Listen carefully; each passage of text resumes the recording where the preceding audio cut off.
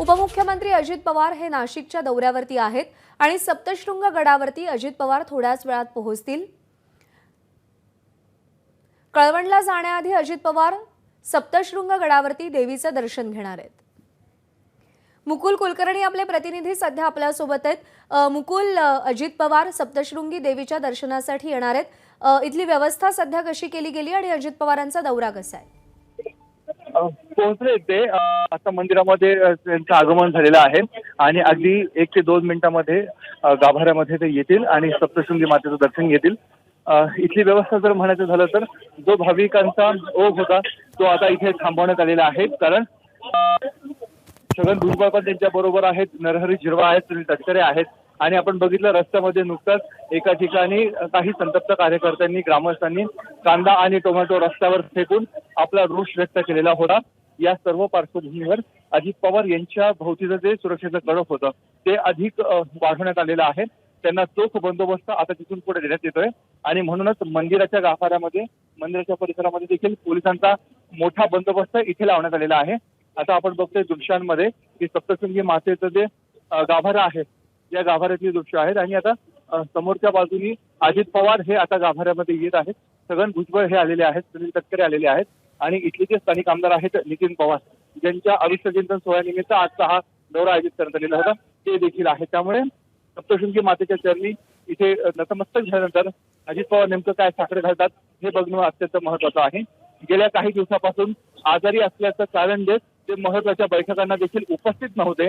आज देखील जीएसटी काउन्सिलची दिल्लीमध्ये बैठक होती, त्या बैठकीलाही ते गैरहजर राहिले आणि पूर्वनियोजित कार्यक्रम असल्याचे सांगत ते आज नाशिक जिल्ह्याच्या दौऱ्यावर आहेत। ओझर विमानतळावर त्यांचं 9:30 वाजता आगमन झालं आणि त्यानंतर दौऱ्याला सुरुवात झाली। ठिकठिकाणी त्यांचं स्वागत करण्यात आलं, एका ठिकाणी कांदा टोमॅटो फेक देखील झाली आणि आता जी दृश्य आपण बघत आहोत या दृश्यांमध्ये दिसतंय सप्तशृंगी मातेचं ते दर्शन घेत आहेत, सोबत त्यांचे सहकारी मंत्री देखील आहेत, पदाधिकारी देखील आहेत आणि इथून पुढचा दौरा जो असणार आहे तो दौऱ्याच्या दिशेने होणार आहे। जसं मुकुल सांगितलं गेलं की किंवा आपण बघितलं की शेतकऱ्यांनी नाराजी व्यक्त केली, रोष व्यक्त केला। अजित पवार या सगळ्याची दखल कशी घेतील? या दौऱ्यादरम्यान काही बैठकांचं वगैरे आयोजन केलं जाणार आहे का?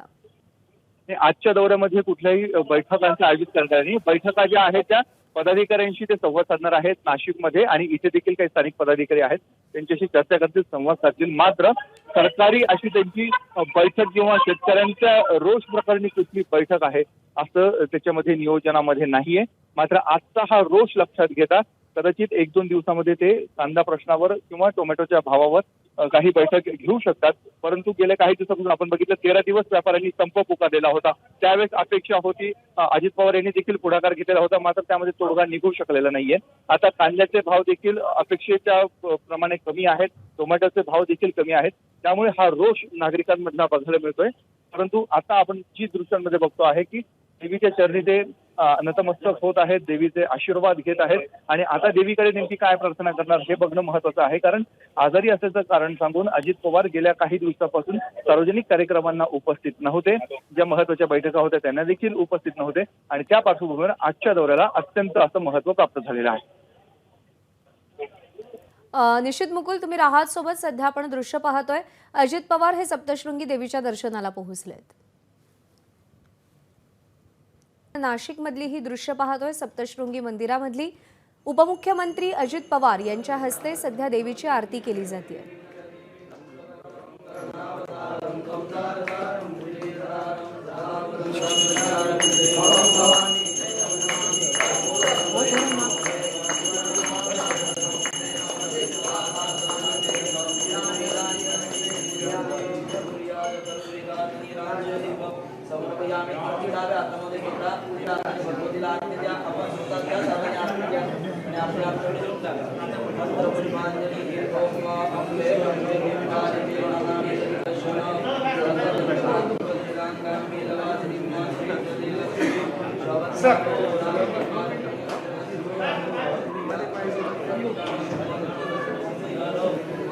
मागा सर, हे बापू हे मागा सर, हे कॅमेरा मान कर ना मागा।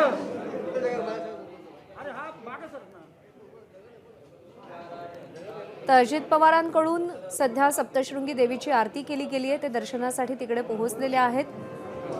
गेल्या काही दिवसांपासून सातत्यानं तब्येतीचं कारण सांगत अजित पवार हे बैठकांपासून दूर होते. आज जीएसटी काउन्सिलची बैठक आहे दिल्लीमध्ये. त्या बैठकीला अर्थमंत्री या नात्यानं त्यांनी उपस्थित राहणं अपेक्षित होतं, पण आज तिथेही अजित पवार जाणार नाहीयेत. त्यांच्या वतीनं मंत्री दीपक केसरकर त्या बैठकीसाठी उपस्थित राहणार आहेत.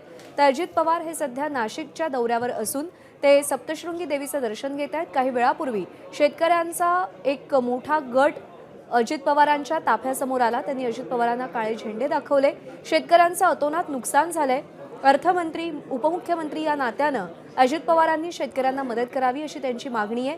रस्त्यावरती कांदा आणि टोमॅटो फेकून शेतकऱ्यांनी निषेध नोंदवत आपलं म्हणणं अजित पवारांसमोर मांडण्याचा प्रयत्न केला.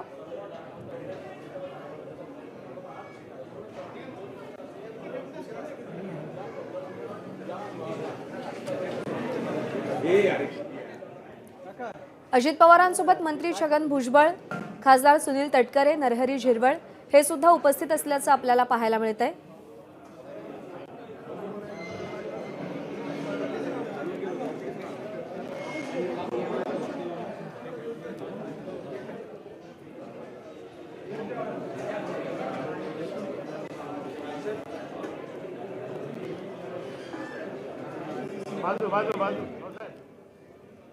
अजित पवार हे कळवणला जाण्याआधी सप्तशृंगी देवीच्या मंदिरामध्ये गाभाऱ्यामध्ये पोहोचलेले आहेत. काही वेळापूर्वी शेतकऱ्यांच्या एका रोषाला त्यांना सामोरं जावं लागलेलं होतं.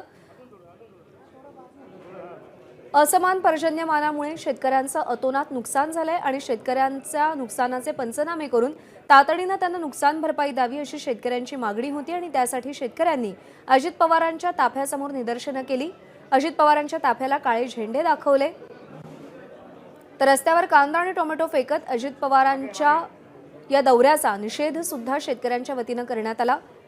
या सगळ्यामध्ये या दौऱ्यादरम्यान अजित पवार आपल्या पदाधिकाऱ्यांच्या भेटीगाठी घेणार आहेत आणि पुढच्या काही राजकीय घडामोडींच्या दृष्टीनं त्यांच्याशी बातचीतही करणार आहेत. पुन्हा एकदा जाऊयात, मुकुल कुलकर्णी आपले प्रतिनिधी सध्या आपल्यासोबत आहेत. मुकुल, आज अजित पवार पदाधिकाऱ्यांच्या बैठका नेमक्या कुठे कुठे घेतील आणि या बैठकांमागचं कारण काय? नाशिक शहरामध्ये राष्ट्रवादी काँग्रेस कार्यालयाचं जे कार्यालय आहे राष्ट्रवादी काँग्रेस पक्षाचं, त्या पक्षाच्या कार्यालयामध्ये सायंकाळी 6 वाजता पदाधिकाऱ्यांशी चर्चा करणार आहेत, बैठक घेणार आहे. हे पूर्व नियोजित आहे. मात्र आता कळवणला गेल्यानंतर एक शेतकरी मेळावा देखील आहे. त्या मेळाव्याला ते संबोधित करतील. त्या ठिकाणी ते कांदा आणि टोमॅटो बाबत काय नेमकं विधान करतात हे बघणं अत्यंत महत्त्वाचं आहे.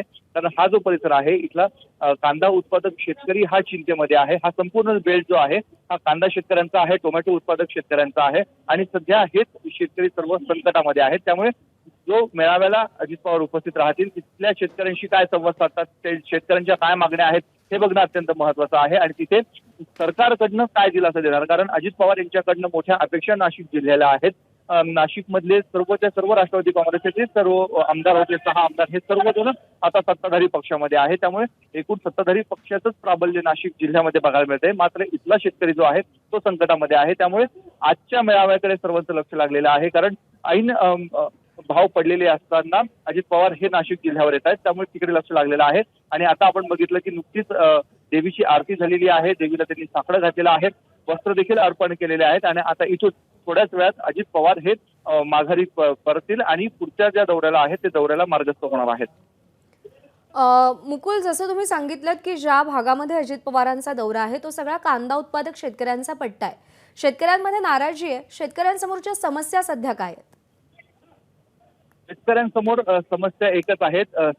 केंद्र सरकारने जे निर्यात मूल्य लागू केलेलं आहे 40% निर्यात मूल्य गेलेलं आहे ते मागे घ्यावं अशी मागणी शेतकऱ्यांची आहे. त्याचबरोबर नाफेडच्या माध्यमातून जो कांदा खरेदी झाला पाहिजे होता तो बाजार समितीमधला कांदा अद्यापही खरेदी होत नाहीये. गेल्या 13 दिवसापूर्वी व्यापाऱ्यांनी बंद पुकारलेला होता आणि या बंदचा जर सर्वाधिक फटका कोणाला बसला असेल तर तो कांदा उत्पादक शेतकऱ्यांना फटका बसलेला आहे. त्यामुळे अडचणी प्रचंड आहे शेतकऱ्यांच्या समोरच्या आणि या अडचणींवर आता कसं मात करणार हे बघणं महत्त्वाचं आहे. मुकुल, अपडेट जाणून घेत राहू. सध्या धन्यवाद दिलेल्या माहितीसाठी. एबीपी माझा, उघडा डोळे बघा नीट.